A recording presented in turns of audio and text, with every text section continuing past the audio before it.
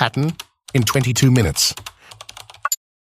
Dive into the intriguing legacy of George Smith Patton, America's fabled military leader. If you enjoy this journey through history, please don't forget to give this video a thumbs up and hit that subscribe button.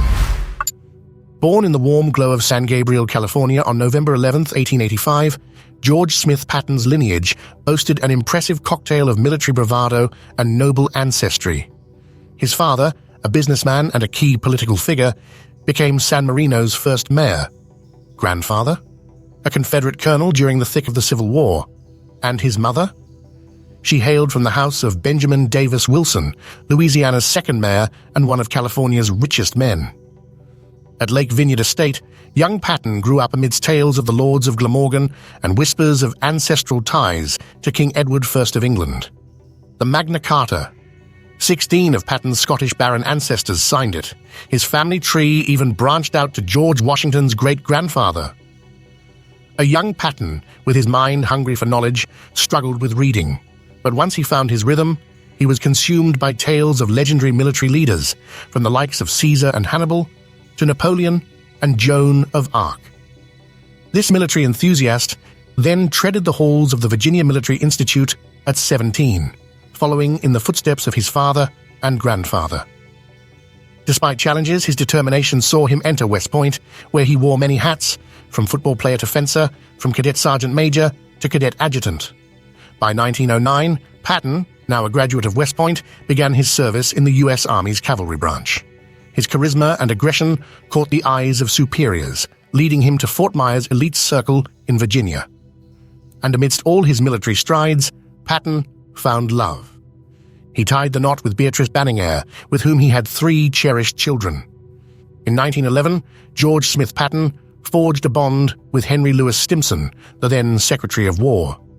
Serving as his aide, Patton was often at Stimson's side during high-profile events. Passionate about swordsmanship since his West Point days, Patton showcased his skills at the 1912 Summer Olympics in Stockholm. Though he placed 5th in the modern pentathlon, a dispute over his pistol shooting using a .38 caliber pistol, larger than the .22 caliber used by others, denied him a probable Olympic medal. Drawing inspiration from his Olympic experience, Patton went to Somme, France in 1913, mastering fencing techniques under the guidance of Sir Charles Clary. On returning to Fort Myer, Patton revolutionized the traditional swordsmanship approach, introducing thrusting techniques over slashing and designing the renowned model 1913 cavalry saber, often referred to as the Patton saber. An initial order for 20,000 of these sabers was placed in the same year. At Fort Riley, his exceptional swordsmanship skills earned him the esteemed title Master of the Sword. Upon graduating from the Mounted Service School in 1915, Patton, wary of a potential posting in the Philippines, leveraged influential connections to secure a post at Fort Bliss, Texas. His decision was strategic, foreseeing the escalating instability in Mexico due to its civil war as an opportunity for an ambitious young soldier. 1916 marked Patton's first brush with military combat. Stationed at Fort Bliss, he played an instrumental role in the U.S. Army's Pancho Villa expedition, a notable operation for its pioneering use of motor vehicles during warfare. When Pancho Villa raided Columbus, New Mexico, General Frederick Funston called upon John Joseph Pershing to retaliate. Though initially not part of the force, Patton's determination led him to serve as Pershing's aide-de-camp, playing a pivotal role in strategizing actions against Villa. George Smith Patton's dedication caught the attention of Pershing, leading to his promotion in April 1916 to lead Troop C of the 13th Cavalry, the squad hunting Pancho Villa. May 14, 1916 marked not only Patton's first taste of combat, but also the inaugural use of motorized vehicles in U.S. military history. Though the mission ended unsuccessfully in February 1917, failing to capture Villa, they did manage to eliminate several key figures, including Villa's second-in-command, Julio Cardenas. During a particular encounter with Villa's men, Patton, atop Dodge touring cars, took out 3 bandits, earning him the title Bandit Killer from the American media. By the end of 1916, his valiant efforts were rewarded with a promotion to first lieutenant. While initially stationed on the Mexico border, it wasn't long before Patton, alongside Pershing, found themselves amidst the turmoil of the First World War in Europe. The U.S. declaration of war on April 6th saw Pershing appointed to command the American Expeditionary Force in Western Europe, with Patton as his close aide. Upon landing in France in May 1917, Patton was heavily involved in training the influx of American troops. By September, he was stationed in Chaumont, but soon grew restless. It was during his stint in Chaumont that Patton was introduced to the game-changing military innovation: the tank. Originally designed by the British to breach German trenches in 1917, this mechanized marvel caught Patton's eye. An unforeseen bout of jaundice landed him in a Parisian hospital, but his time there was pivotal. Meeting Colonel Fox Connor led Patton to pivot from infantry to tank command. This shift culminated in Patton's crucial role in establishing the American Expeditionary Force Light Tank School in November 1917. George Smith Patton had never even been inside a tank, but the potential of these machines intrigued him. To familiarize himself, he trained at a French tank school, taking the wheel of a Renault FT light tank. The experience made him a believer. His commitment only grew after learning about a significant British tank attack at Cambrai.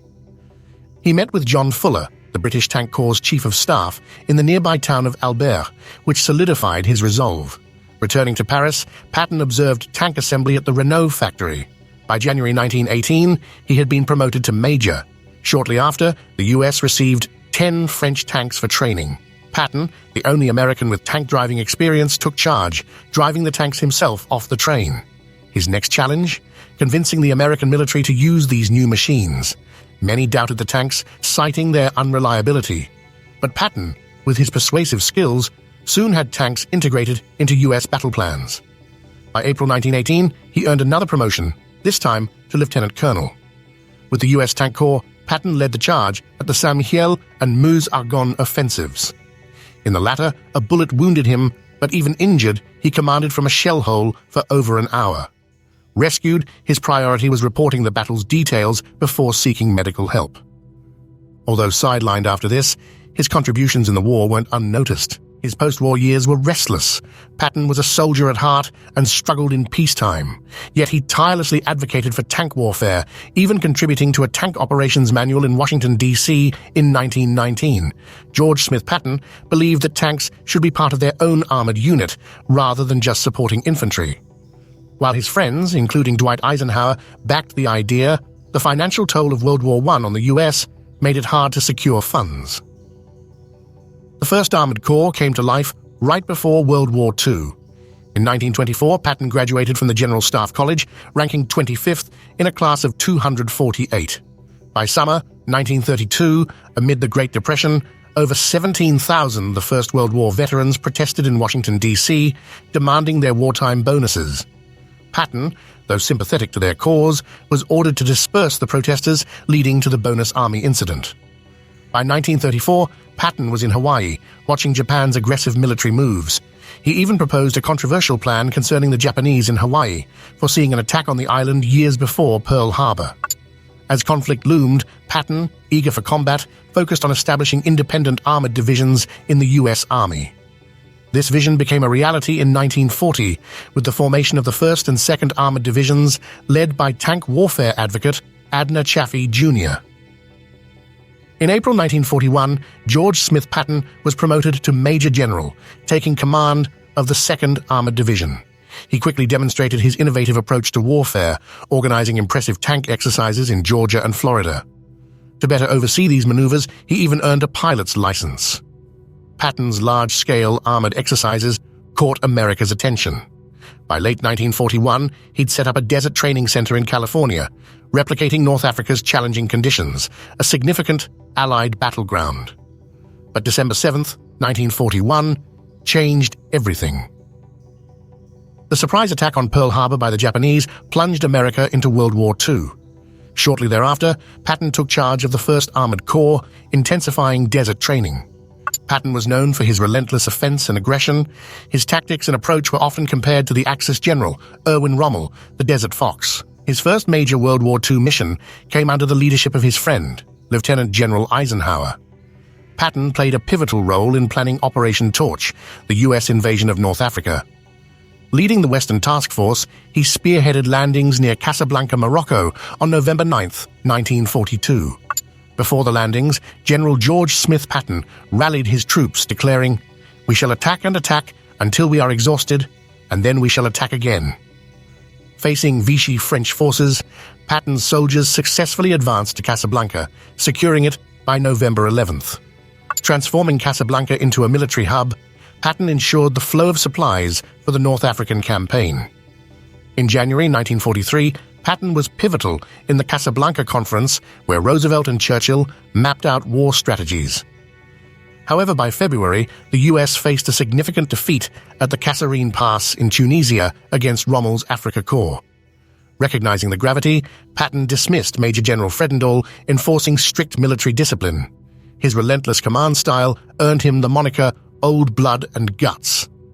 Always theatrical, Patton's presence with his polished helmet, cavalry boots, and iconic ivory-handled pistols inspired many. Emphasizing the importance of visible leadership, he reprimanded officers who downplayed their rank for safety. Through his leadership, U.S. forces rebounded swiftly, securing a victory at the Battle of El Alamein in Gafsa by March 17, 1943. With momentum on the Allied side, Patton was chosen to lead the American forces in Operation Husky, the invasion of Sicily, in July 1943. Yet, British commanders, skeptical of American prowess, positioned Patton's 7th Army to the periphery, letting British forces spearhead the invasion. George Smith Patton played a pivotal role in the Allied invasion of Sicily during World War II. Landing on July 10th, Patton faced significant challenges. Montgomery's troops met strong resistance, prompting Patton, with the nod from British Commander Harold Alexander, to spearhead the Allied push. Swiftly capturing Palermo, the capital of Sicily, by July 23, 1943, he didn't stop there.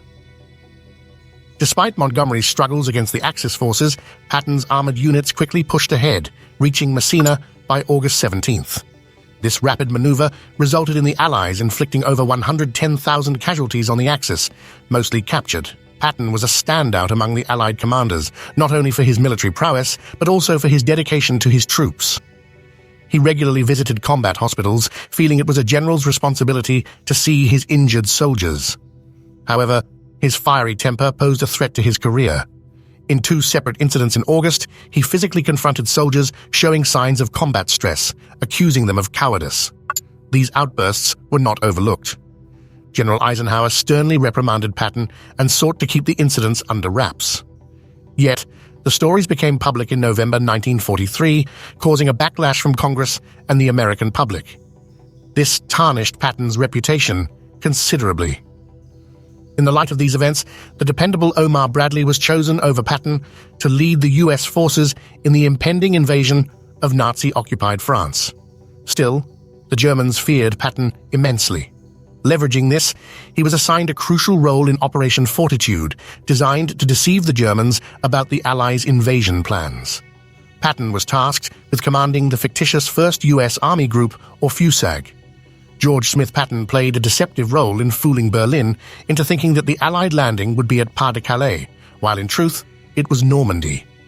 Taking command of the U.S. Third Army, Patton's forces landed in France on July 6, 1944. His rapid advance through Brittany was remarkable, but recognizing the limited strategic value, he swiftly pivoted eastward, sensing German vulnerabilities. By August 3rd, Patton initiated a rapid eastward advance, with armored units making staggering progress compared to the slow trudge at Normandy. His aggressive tactics paid off, successfully trapping many German troops in the Falaise pocket in a joint effort with British forces. Benefiting immensely from air support, Patton's forces gained insights on enemy positions, and the air cover allowed his armored divisions to maintain momentum. As his army neared Paris, directives shifted him east to Lorraine, leaving the liberation of Paris to the French. Meanwhile, as Patton bore down on Lorraine, Germany's Wehrmacht scrambled to retreat, pressured by Montgomery's forces from the north. George Smith Patton's offensive ground to a halt by the close of August, when critical supplies, especially fuel, ran low. Montgomery's forces in the north, though slower, were the primary recipients of Allied resources, a point of contention for Patton. He firmly believed that with more fuel, he could penetrate deep into Germany, potentially concluding the war in mere weeks. However, the subsequent months would prove challenging.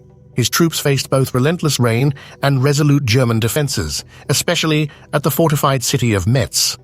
The Germans, fiercely defending their homeland, held Metz until November 22nd.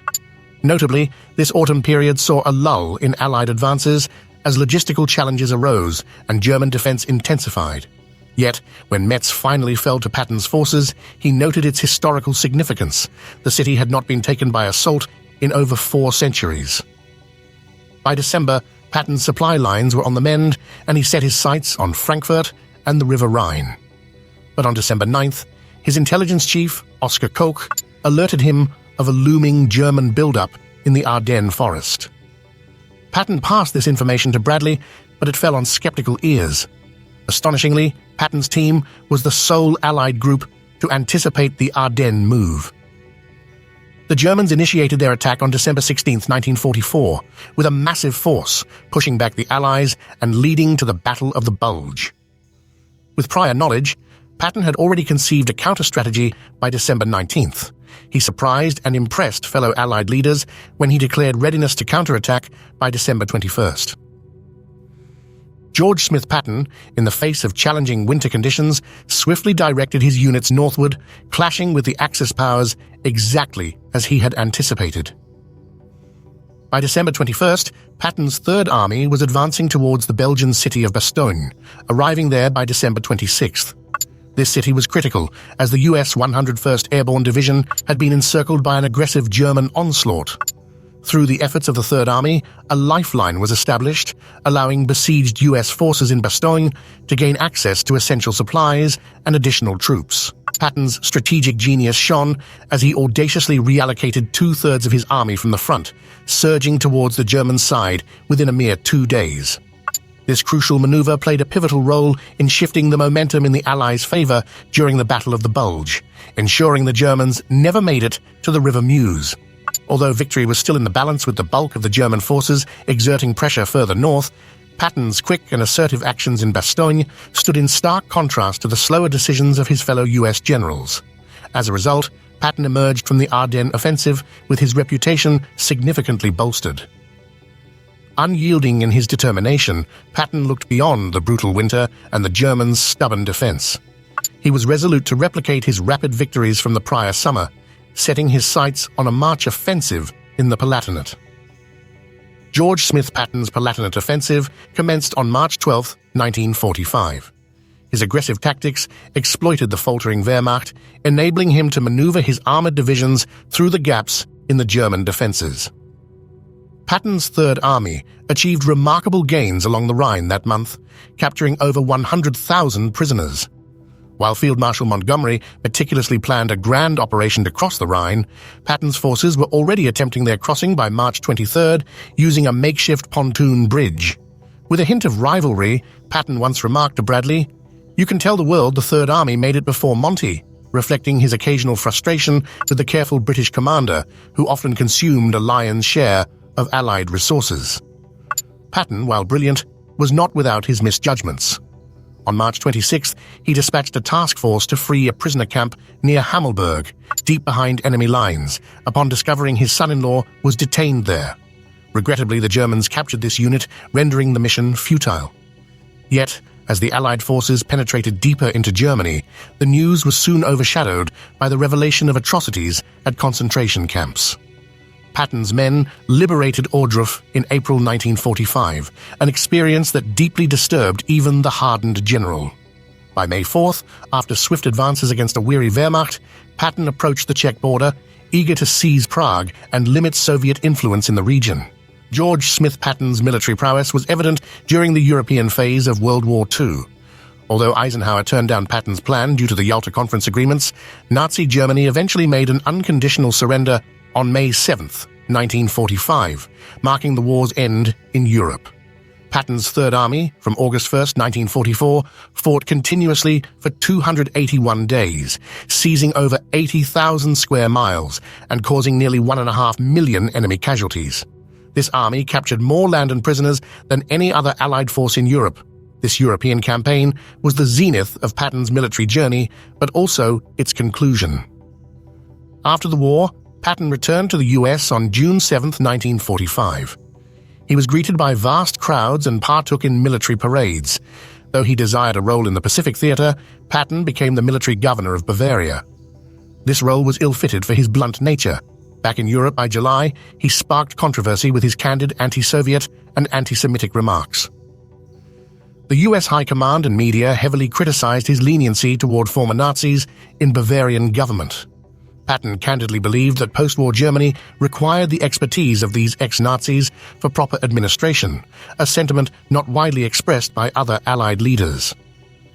This led to further media outcry, reminiscent of earlier controversies surrounding Patton. George Smith Patton, a towering figure in American military history, experienced significant highs and lows. In October 1945, after being relieved from his role as the Third Army's commander, he stated, "All good things must come to an end. The best thing that's happened to me is having commanded the Third Army." Even though he held this prominent position, Patton's heart yearned for the thrill of battle. Fate, however, had other plans. On December 9, 1945, Patton's car crashed into a U.S. Army truck. The injuries were so severe that he passed away on December 21st, just shy of his 61st birthday.